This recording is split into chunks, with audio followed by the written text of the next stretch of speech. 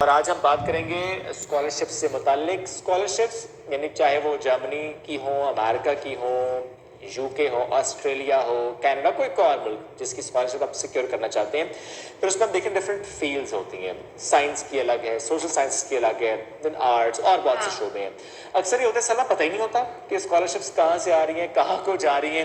H E سی کی web site پہ آپ گئے، کچھ وہاں پر نوٹیفیکیشنز آتے ہیں جہاں سے ہم معلوم کر پاتے ہیں کہاں کی اسکالرشپس آ رہی ہیں. اور شیب بہت سی جیسے آپ نے کہا نا نہیں پتا ہوتا، نہ پتا ہونے کی ایک بڑی وجہ یہ گائیڈنس نہیں ہوتی، کاؤنسلنگ نہیں ہوتی، بہت ساری چیزوں کا ہمیں پتہ نہیں ہوتا.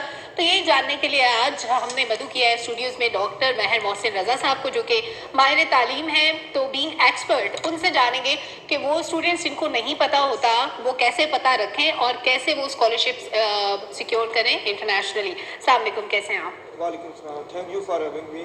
گریٹ. Good morning Pakistan. تو یہ بہت زبردست ٹاپک جو آپ لوگوں نے آج چوز کیا ہے.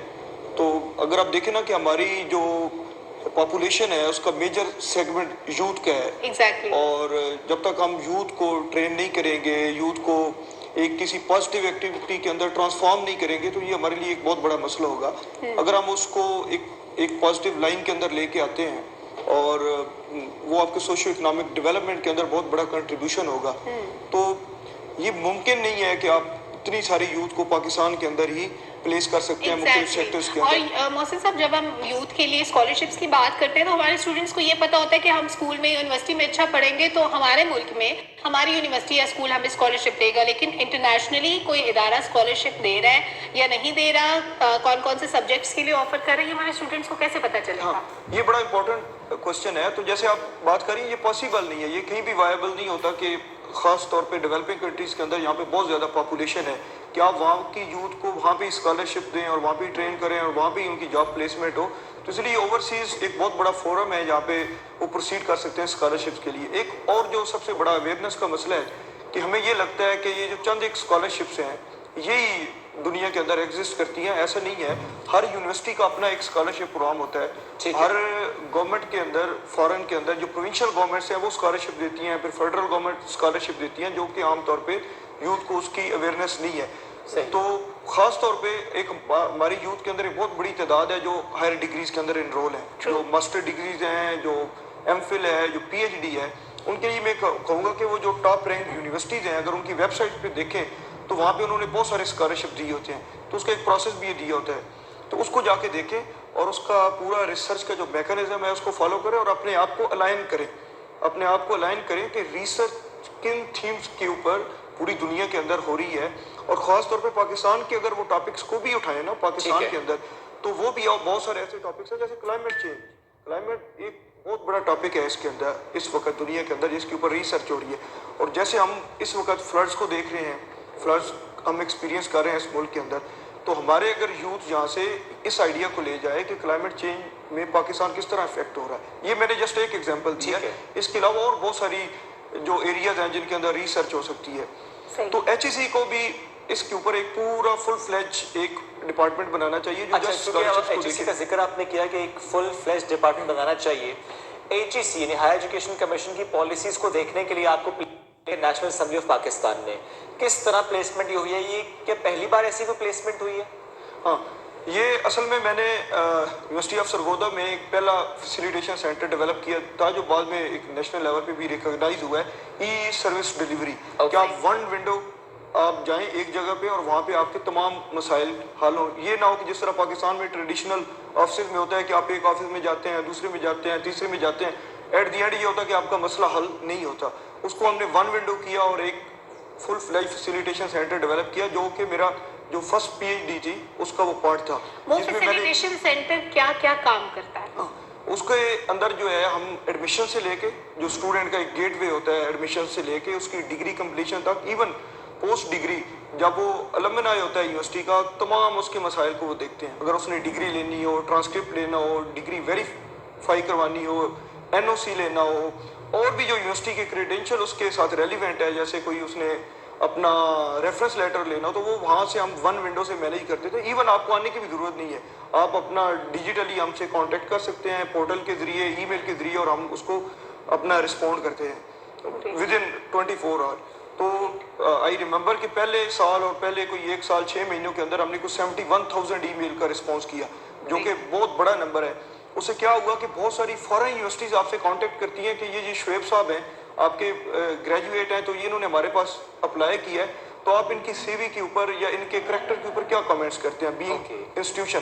تو جب آپ کہہ ان دیتے ہوں گے ہم کچھ نہیں کہہ سکتے شعیب صاحب کے بارے میں. نہیں، اس کا یہ ہوتا ہے کہ آپ بڑے ایک ایکیڈیمک وے کے اندر لکھتے ہیں کہ ہی واز بریلینٹ اسٹوڈنٹ اور اس کی یہ کریکٹرسٹکس ہیں، تو اس کے رسپانس کے اوپر اس کا اسکالرشپ ہو جاتا ہے.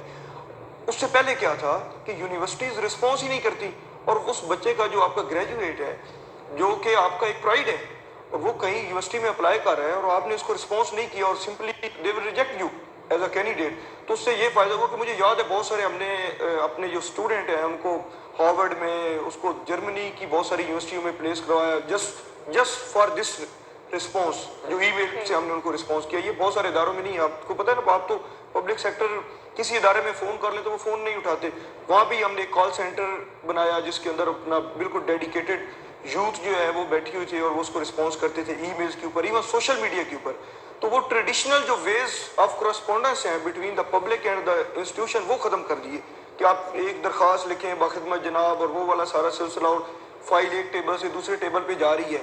تو وہ ٹائم کا بھی ضیاع ہے اور ریسورسز کا بھی ضیاع ہے. تو ہمیں دنیا کے جو ٹرینڈز ہیں سروس ڈیلیوری کے، جس طرح وہ کمپلیٹلی وہ ایک ڈیجیٹائز ہو گیا ہے سروس سیکٹر، تو اس کے اوپر ہم چلے گئے. اور اس کو پھر لیٹر آن ایچ ای سی نے بھی جو ہے ایز اے گریجویٹ آفس جو ہے یونیورسٹیوں کو ڈائریکٹ کیا کہ اس ماڈل کو آپ لے کے جائیں. وہ میرا پی ایچ ڈی کا جو ڈزرٹیشن تھا سرگودا یونیورسٹی کے اندر ایجوکیشن سروس کوالٹی، اس کے پارٹ کے ساتھ ہم نے کیا کہ یہ ایک بہت بڑا ایک گیپ ہے کہ ہم نے سروسز کو کس طرح امپروو کرنا ہے. اس سے پہلے بات ہوتی ہے ٹیچنگ کے اوپر، لرننگ کے اوپر، ریسرچ کے اوپر، لیکن یہ جو سروس ڈیلیوری کا اور سروس کوالٹی کا ایک ایریا تھا، یہ ایک بہت بڑا گیپ تھا جس کو فارن جو میرے ریسرچ کے ریفریز تھے particularly from Maryland university U S A, انہوں نے اس کو بڑا ایکنالج کیا کہ یہ ایک بہت بڑا ایک ریسرچ گیپ تھا اور جس کے اوپر ریسرچ ہوئی. اور اس کا سب سے امپورٹنٹ بات یہ ہے کہ آپ کی ریسرچ کا کوئی آؤٹ کم ہونا چاہیے. یہ تو نہیں ہے کہ آپ ریسرچ کر رہے ہیں اور اتنے بڑی تعداد میں لوگ پی ایچ ڈی میں انرول ہیں، ایم فل میں انرول ہیں، تو اس کا کوئی آؤٹ کم نہ ہو. محسن صاحب، why do we expect everything from H E C? کیونکہ ایچ ای سی بہت سارے ڈومینس میں بہت سا کام کر سکتے. کیا اس شعبے میں کوئی ایسا کام نہیں ہے جس کے لیے پرائیویٹ سیکٹر کولیبریٹ کر سکے یا پرائیویٹ سیکٹر کہیں پہ ہیلپ کر سکے؟ اصل میں جو ایچ ای سی کا کام ہے نا بینگ ریگولیٹر، وہ یہ نہیں ہے، غلط جو ہے نا وہ کنسیو کیا ہے کہ وہ ایچ ای سی نے ہر چیز کام کر کے دینی ہے. ایسا نہیں ہے. بیسیکلی انہوں نے اس طرح کی اسٹریٹجیز ڈیوائز کرنی ہے جس کو پرائیویٹ سیکٹر کو، پبلک سیکٹر کو وہ آن بورڈ لے کے آئیں، بیسیکلی ان کو موٹیویٹ کریں، ایک پالیسی دیں کہ اس کے اوپر وہ کام کریں.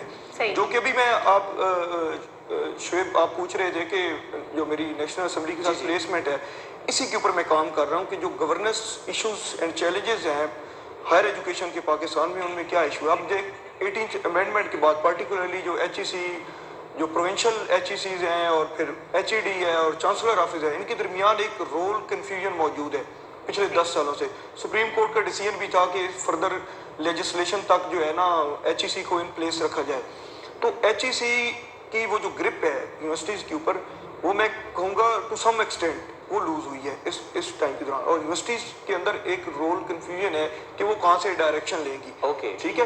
تو یہاں پہ اگر ہم یوتھ کی بات کریں تو اس میں کیونکہ ایچ ای سی آلریڈی اسکالرشپ کو دیکھ رہا ہے، میں سمجھتا ہوں کہ ایک پوری بلڈنگ بنا دیں جس میں صرف پاکستانی فنڈڈ اسکالرشپ نہ ہو جو پاکستان جس کے اوپر اسپینڈ کر رہا ہے، بلکہ وہ بیسیکلی ایک فیسیلیٹیشن آفس ہو جو یوتھ کو بتائے کہ فلاں فلاں فلاں یونیورسٹی کے اندر سب کچھ ہو پائے گا بیکاز آپ اسٹینڈنگ کمیٹی کا بھی پارٹ ہے.